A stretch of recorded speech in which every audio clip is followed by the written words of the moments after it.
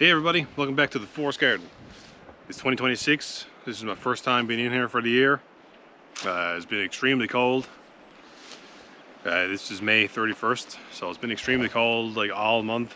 And comparing, say, this video to a video this time last year, a lot more stuff was growing and a lot less stuff was growing this year. So here for the day, I'm going to prepare some of the beds. I've done basically nothing since last November when I was in here last, so should be a little bit of work ahead of us. So I'm gonna get the weeds up, turn the beds over, plant some potatoes, do as much as I can. Haven't had a whole lot of time recently, otherwise I would have been in here earlier, but I'm in here today, so we'll get done what we need to get done.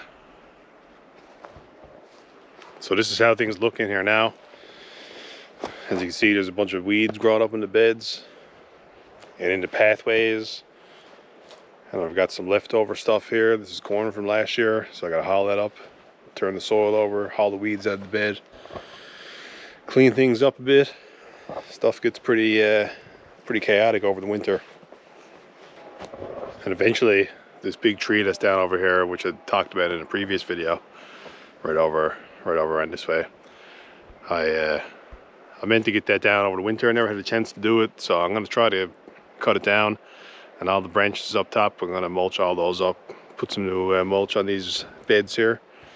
Hopefully get a chance to do it in the next week or two. There was a bit of carnage over the winter. This apple tree came out relatively unscathed, but some of the branches were chewed off by rabbits. But the main trunk and everything is still good. Might actually get some flowers here coming out this year. I believe that's a flower right there. Isn't out yet, but my little garlic patch, that's coming up pretty good. I had a picture from, I think it was April 24th from this year, and there was nothing up out of the beds yet.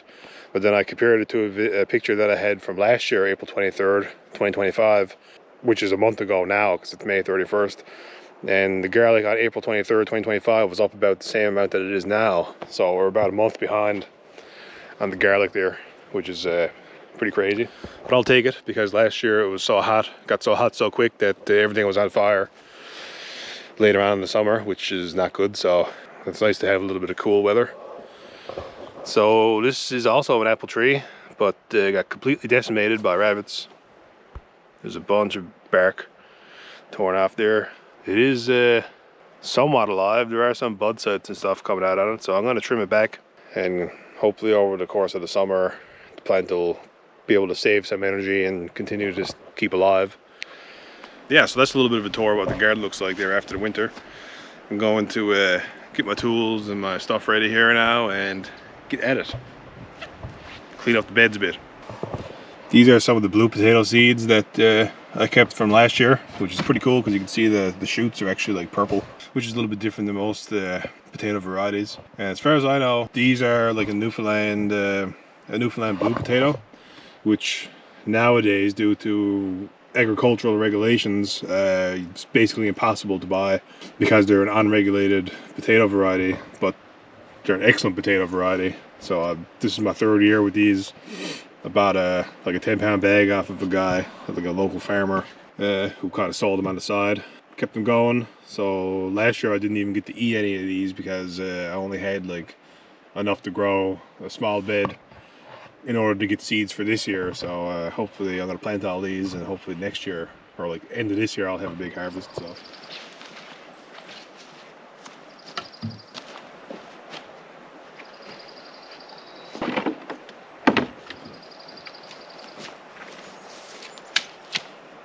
this is the bed here that I'm going to put the majority of those potatoes in.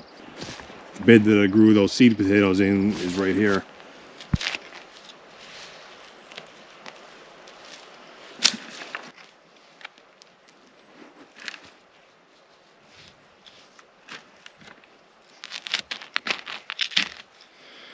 So that's this side of the garden edged. Just to have it a bit of a cleaner look. It's kind of a thing that you got to do every year, and sometimes multiple times a year. So today's the day.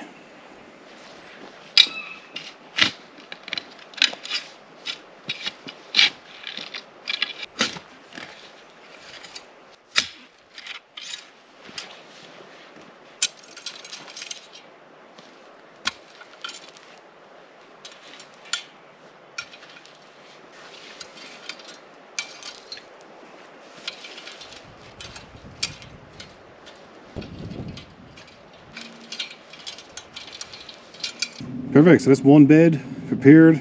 Potatoes gonna go in that now. And with the kind of system that I got going on here, it's not like a 100% what they would call no dig, because I do dig the soil a little bit, but I don't till the soil. So, and it seems to work out every year, because like there was some weeds in the bed, like you can see here in this bed. There's like a weed right here and a couple over here, but the whole bed isn't a big mass of new growing plants like some people do. They till the soil up in the fall or even in the very early spring, and all the seeds that are dormant in the soil come up and the whole bed turns into a mass of weeds. I don't really get that in here.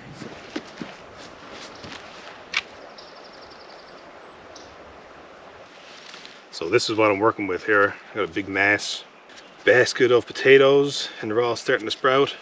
So I'm going to focus primarily on getting these bigger potatoes in this bed. Some people say bigger potatoes equals a healthier plant with bigger potatoes and the harvest. I've kind of found that to be true, but it might not be true. But anyway, I'm going to put all my eggs in one basket here and do this bed all larger potatoes. And then some of these smaller ones I probably will put in another bed, because I want to get as much as I can out of what I've got here, because I'll probably never be able to get this variety again.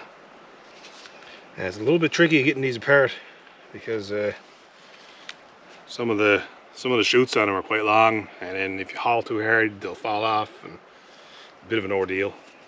All right, so I got my potatoes spaced out on the bed here. I'm gonna plant them probably like 4 to 6 inches deep, and I always put like a little tiny, probably like 2 teaspoons of this stuff in the soil with it. This is just a general 4-4-4 fertilizer, even between nitrogen, phosphorus and potassium, just to give it a little bit of a boost early in the growing season. And hopefully I'm going to try something different this year as well, and because last year was so dry and I spent so much time putting water on the potatoes when it was like 30-35 degrees in the middle of the summer, I think it really reduced the health of the plant. So retain more moisture in the soil via mulch and wood chip mulch. I think they'll just be better plants and a better yield at the end of the day. See how it goes. But anyway, I am going to use this stuff.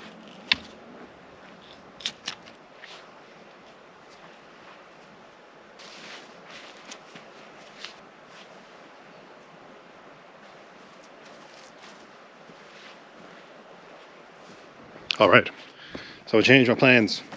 I planted my potatoes and stuff in this bed here. As you can see, it's still got a lot left. So I'm going to plant the potatoes in this bed as well. Didn't intend to do that, but that's the way things are going to happen here today.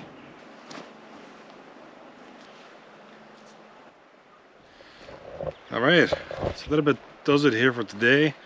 Probably not the most interesting of videos, but I didn't really have a whole lot of time to do a whole lot of stuff. But did get done what I wanted to get done. And we got some weeds out of the beds, planted the potatoes. So this is a pretty good start.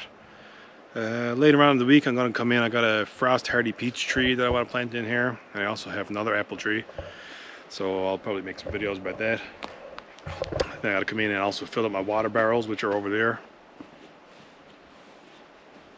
I've also got a second tote, so that white one with the cage on it, second one of those, because during last summer when it didn't rain for like 6 weeks and it was 30 degrees like every day between like the second or third week in July to the end of August, and in that time I think it's 1,600 gallons, nope, 1,600 liters of water there, and that would last me like 2.5 weeks. So I got another 1,000 liter tote, so we'll see how that helps out things. And yeah, so anyway, done in the garden today. I'll be making more videos.